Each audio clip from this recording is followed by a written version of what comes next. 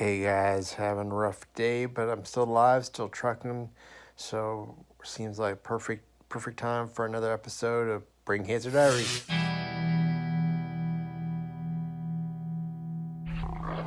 Hey guys, Rudy here. I just felt like I needed to expound upon a little bit upon kind of things I'm grateful for in my life, because that's been something that's become much more present as I go through this journey. And also you kind of get people up to speed on what exactly happened with a few more details, because I've only sort of hinted here and there kind of some of the things I've been through. But anyway, this journey began July 9th, 2018. Actually, a few years before that, I started noticing that I was getting these weird dizzy spells, vertigo spells, where like I would just feel off balance. I'd get these weird I just feel really tired and I just feel off. I'm really prone to motion sickness, more so than usual. I remember going to an amusement park and getting on a roller coaster, and yeah, you go on a roller coaster and maybe you don't feel well for 5-10 minutes afterwards, but it would be more than that. It would be like 30 minutes. And this is Rosie. Rosie's been very helpful. Yes, I love you, doggy. Thank you for your affection. Anyway, it got worse through the years. Things like if I just would even walk on like sort of like a crooked sort of area where the floor or the ground was slanted at all, it would make me feel off. And the spells where I'd feel kind of off would get longer and longer. I went to go see various doctors about it. One thought maybe I had some pinched nerves in my neck, another was it was allergies. There's this thing called vestibular migraines, which I even went on medication for, and it did help a little bit, which is a type of migraine where you don't actually have pain, you just have weird symptoms. But anyway, never through it all that they wanted to really do an MRI, because it just didn't make sense. Here I am, I'm in my 40s, I'm in maybe not excellent health, but I'm in pretty good health. I definitely say above average. I mean, I do triathlons, I do martial arts, keep pretty active, I watch what I eat and all that. So, but anyway, finally my wife, who I'm very grateful for in all this, was tired of me complaining about being tired all the time, being dizzy all the time, and said, why don't you get a second opinion? And I did. Went to a neurologist. I couldn't get an appointment with a neurologist here in Knoxville for several months, and as it turns out, had I waited, that there was a chance actually that I might have died before I even got to that appointment. But anyway, the long story short, neurologist in Atlanta was just like, this is really weird, I don't know what's up, why don't we just go ahead and rule out the worst case possibilities. It's probably not likely, but you never know. So she set up an MRI for me in Atlanta. I went to go get that MRI on July 9th, coincidentally the premiere date of the hit show ATL Homicide, which I'm very proud of. TV show about two Atlanta homicide detectives, Vince Velasquez and David Quinn. Very unique officers, coming back this June. But anyway, went to the local MRI facility. They spotted some abnormalities and said, hey, you're not going to be leaving here today. We can't let you drive home just because it's too risky. I didn't get many more details other than that, other than asking me to go to a local emergency room where they'd be expecting me. Originally, they wanted to send me to a different hospital. I think Northside Hospital was what it's called, if I remember correctly. I couldn't, because my neurologist, the doctor that she had wanted me to see, was actually on vacation, so they sent me to a different one, MRI St. Joseph, which actually was even closer to the MRI facility, and just by coincidence happens to be one of the best brain facilities in the country. So a little weird coincidence that I'm grateful for, that actually worked out pretty well in my favor. So I went over to MRI St. Joseph. It didn't really hit me what was going on, because it was just all so fast and it was so strange and weird. So actually, I remember sitting in a room where I was waiting for a neurosurgeon to come visit me and talk to me about everything.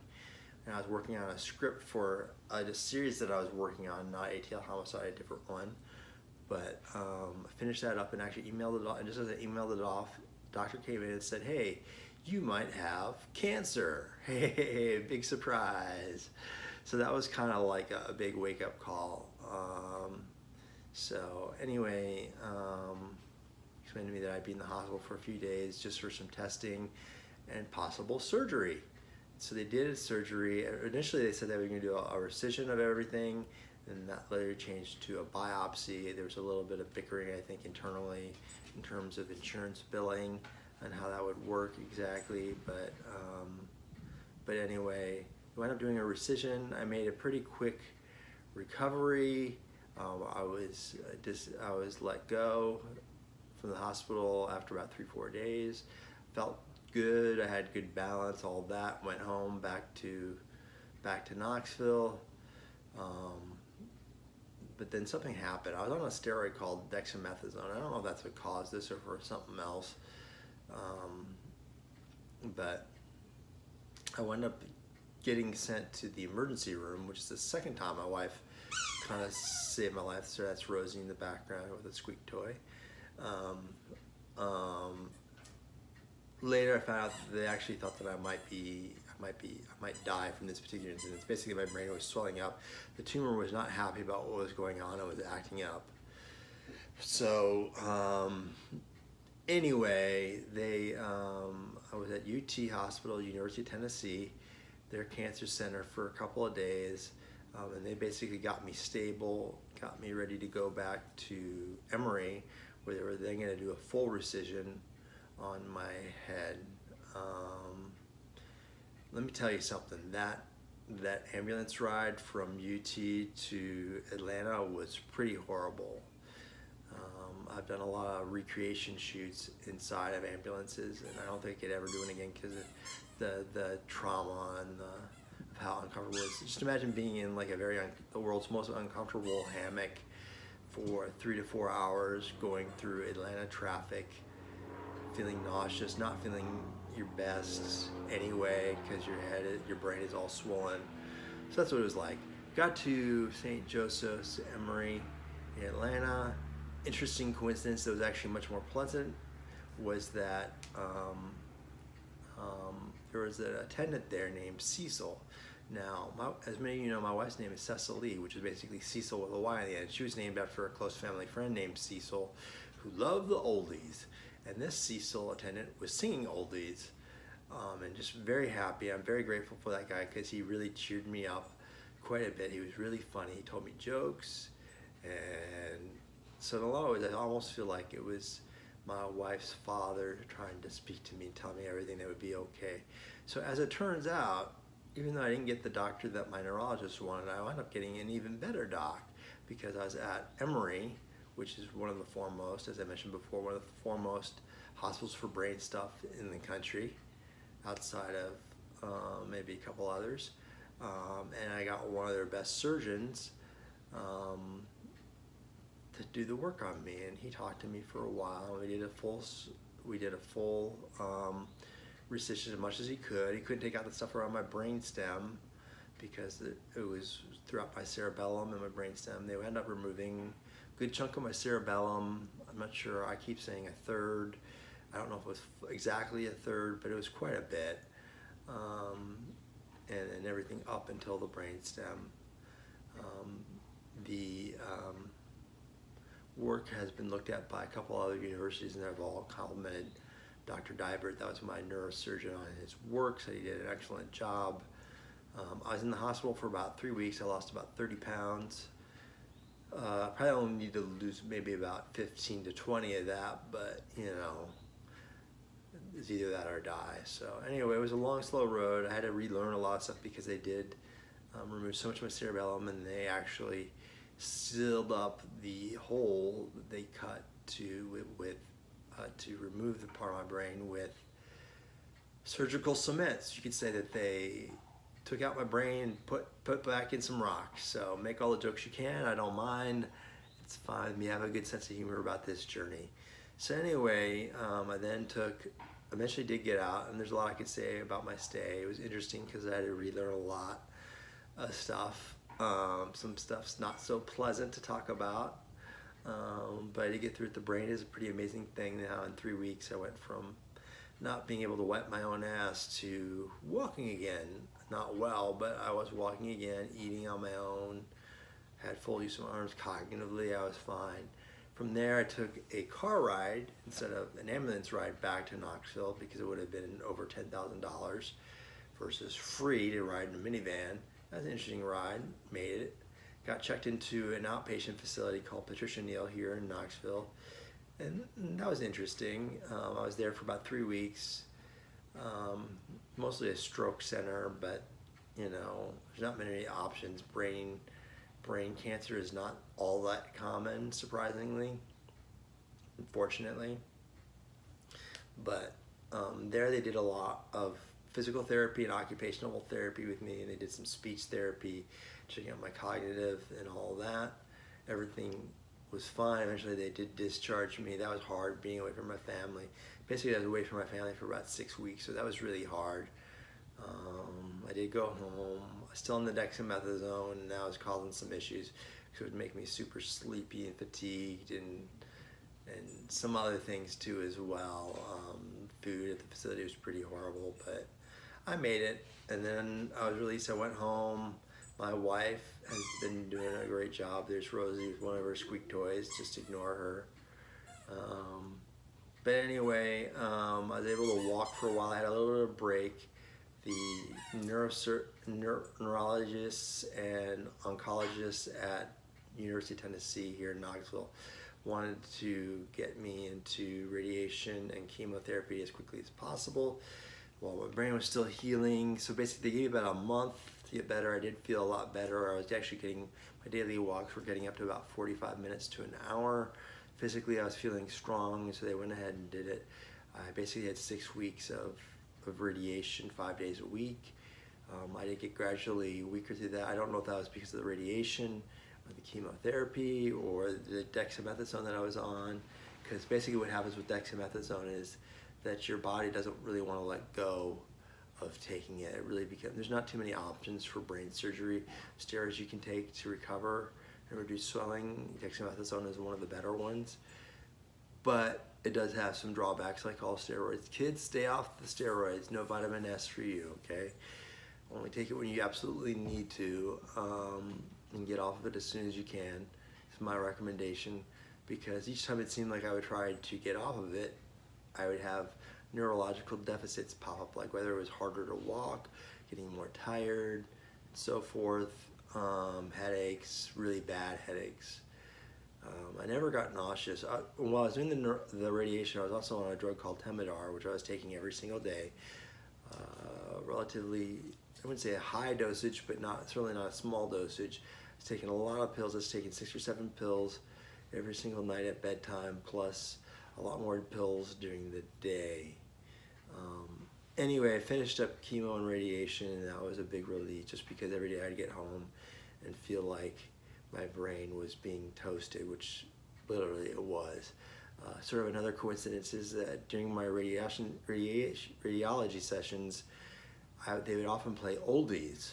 Remember my wife's dad? And so I often imagine that her dad was there talking to me, helping me through the process, and so forth. I had a lot of messages for other family members, for my sister, for my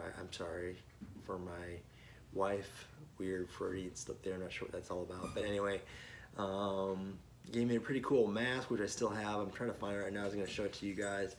I need to do a paint job on it. I've seen some stuff where people paint it like Batman or Superman. I was thinking of doing kind of weird, creepy picture of my face and then hanging sort of a 3D paper mache model of my brain inside of it.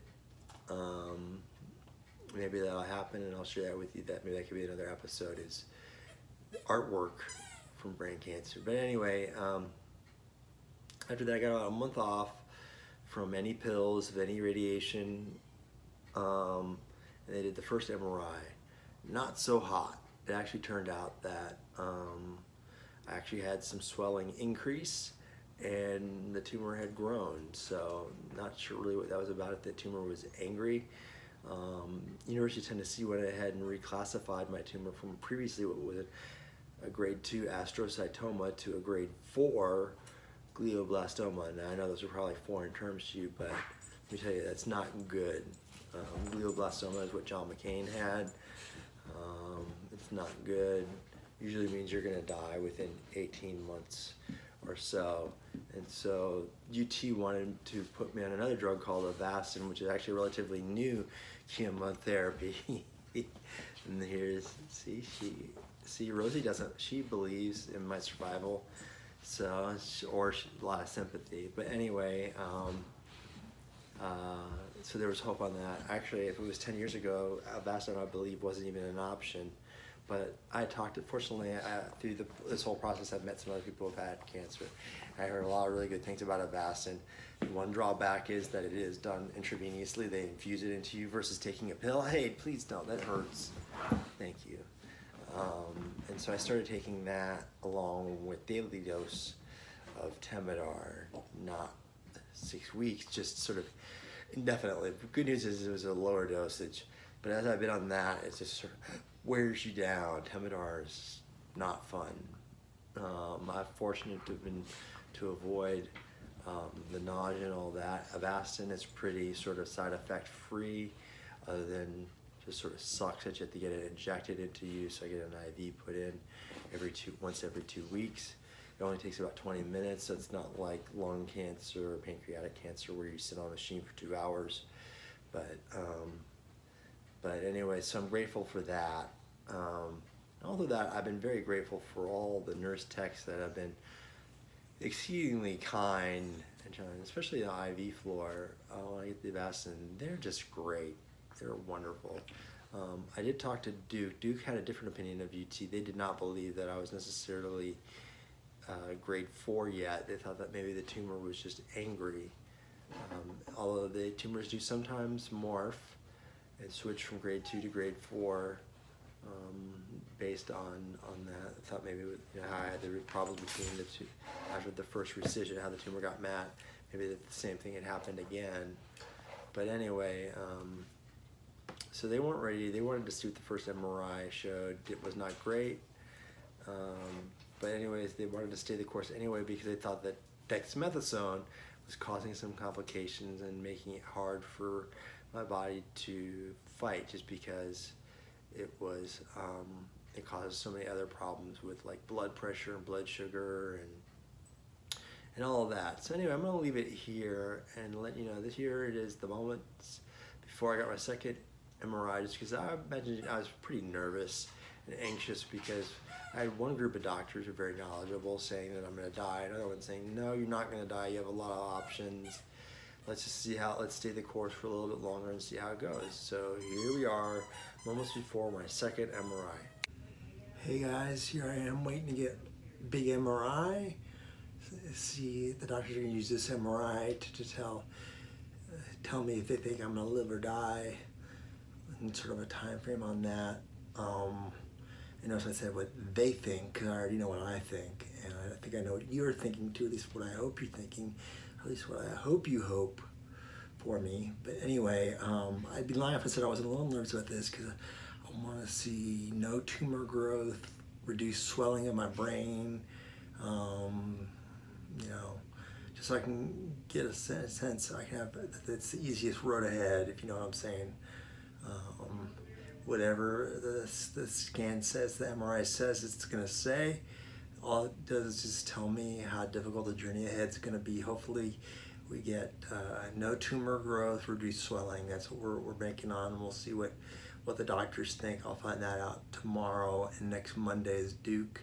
Tomorrow's University of Tennessee. Anyway, wish me luck. See you soon.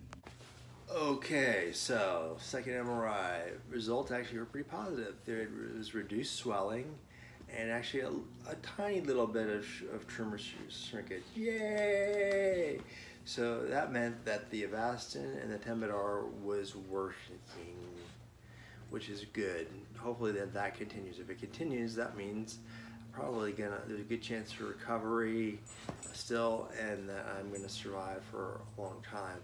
There's the possibility that I may have to be on chemo the rest of my life, but hopefully maybe it could be a reduced amount. I can get off the Temodar, or maybe take not so much, just because the Temodar does wear me down, makes me very fatigued. And that's really all. At this point, I'm actually feeling not super bad. My big issue really is just fatigue, and that's been improving. I was going from sleeping like 90% of the day down to about 70% of the day, and actually in the last week or so it's actually gone down to probably about 50% of the day. If I can get it down to like 10 or 20, maybe I can go back to work, which would be awesome, because believe it or not, I actually miss work. Interesting thing, you know how you often wish you could just have like a month off just to take lots of naps. One thing you'd sort of learn, I've learned in all of this, is that naps are cool and all, but for about 3 days, and then they get real old. And I'm also just a sort of person who really likes to work, but we'll see what happens. So far so good. Initially I was told I would be kind of back on my feet again in good health by the end of 2018. That obviously, here it is, almost April of 2019, so obviously that didn't happen. One thing I've learned from this journey is that nothing is as it seems. And it turns out that I actually wound up what they initially thought was just sort of a simple grade 2 astrocytoma is actually a very rare type of brain cancer. Basically 1 in 400. My wife said something about how with the placement and type of cancer, there's only been 11 recorded cases of people with sort of similar instances. So, hey, yay, me, I won a horrible lottery. Why couldn't it have been the Powerball? That would have been much better. And also too, that sounds more dramatic than it is, because they really haven't been recording these stats for very long. You think about Avastin, the drug that I get intravenously, that actually wasn't even around 10 years ago, so I probably would have been screwed. I probably would be dead. So anyway, unless I went to some sort of thing. I've been exploring other options. A lot of people have been talking to me about RSO, Rick Simpson oil, cannabis-based things. I'm considering it. We'll see how the next MRI goes. Basically, my last MRI was positive, so that if my next one, which is here in about 4 weeks, it shows more shrinkage, then I'm going to continue to stay the course, and so forth. And we'll see what happens. I'm keeping my fingers crossed for some good stuff. I like tried and true medicine, even though I've never been all that trustful of doctors. I want to believe in science and medicine, especially folks at Duke, who they look at nothing but brain cancer, and it is pretty much the top brain cancer center in the country, if not the world. So I really trust them to a high degree. Anyway, so what to expect when a loved one has cancer is expect the unexpected, basically, and expect to have your paradigm of your life shifted. I have really bad balance, really bad fatigue. I've been fortunate that my appetite has been good. I actually have a pretty healthy belly. I've gained all that 30 pounds that I lost back. I probably could actually stand to lose probably about 5-10 pounds. But, you know, slowly but surely, it's getting warmer out, so I'm trying to walk some more. When I walk, I do need the assistance of a cane, or with my wife Cecily, who's been fantastic through this whole thing. You know, many people don't realize how hard cancer is actually in the family. For me, it's like, if I die, I die. It sounds horrible to say, but I'm comfortable with that. I've had a lot of time to think about my mortality, but what I don't want is to screw up my wife and screw up my kids. I have 2 amazing 5-year-old and a 3-year-old, and they've been great throughout this whole process. But, you know, I mean, this is taking way longer than they want to take. So anyway, that's this episode. I was hoping to get Cecily on it, but she's been very sort of camera shy, which I understand. But anyway, baby, if you're watching this, I love you. Thank you for everything. I couldn't have made it this far without you. I am getting better every day, as you guys can see. If you were to look at the first video, probably had some slurred speech. My one eye wouldn't open. I was squinting a lot more. I still squint a little bit, but it's better, and I'm up more of the day. So there's that. But anyway, I love you all. I'm grateful for all the well wishes you guys send my way. It actually is helping. It keeps me going each day. It's little reminder that there are people out there who care for me. So keep it up. I love you. I'll promise to not be so long between this and the next episode, but I felt like I needed to kind of do a sort of catch-all here.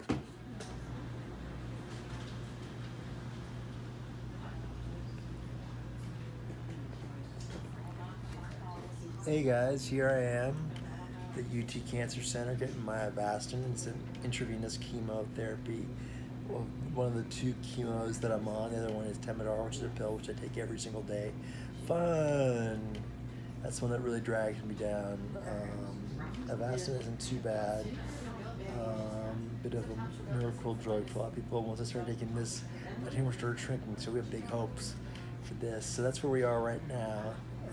Anyway, here I am. I hang out here once every 2 weeks for about 45 minutes here in Bitch Cove, or Birch Cove, sorry. Bye.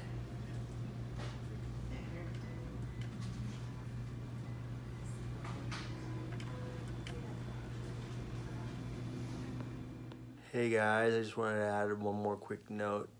I'd be remiss if I didn't give some shout outs to a few friends of mine and family members who really have been very helpful on this journey. First off, my mother, who basically put her life on hold for 6 weeks, who took me every single day to my radiology appointments to get my brain scanned. Also, my friend Alyssa Maddox and Lindsay, who have been very helpful getting me to and from appointments here and there when my wife couldn't handle it. And also just being really good, supportive friends, always checking up on me. My friend Jason, who lives in New York, who came to visit, he took me to an appointment too as well. And also it was just great to see him. It was really lifted my moods up. In fact, anybody who's ever sent me a text message, my friend Chris Whiteford in Cincinnati sends me messages regularly, as does Keith Thomas, a lot of other people, Dave McCauley, Michelle Weiss. I don't know how to pronounce her last name, sorry. Brought me records that lifted my spirits and took me to my happy place, Hawaii. But all you guys have been great. I love you all, even if I'm sorry if I'm not mentioning your name right now, but trust me, it means more to me than you could possibly know. This is very tough experience to go through, as you can imagine. And you've made it just a little bit easier, helped me get a little bit stronger every single day. I'm tracking that. I think that I'm through the worst of it, so hopefully I'll be out and running and start returning a lot of these favors that you guys have granted me here in just a few months, especially now that it's gonna warm up. I think that my healing is gonna expedite quite a bit. Anyway, next MRI in about 6 weeks at Duke. Hopefully it'll show more shrinkage in my tumor. And anyway, I'll special shout out to my employer, who's been fantastic and very understanding of the struggle that I've been through. They rearranged their HR policy just for me, which is great. So I don't have to worry about a lot of things financially. All of the trust me, every dime of the GoFundMe is getting used for medical bills. This stuff adds up fast. You'd be shocked, but that's an issue for a whole other episode. Anyway, I love you all and happy spring.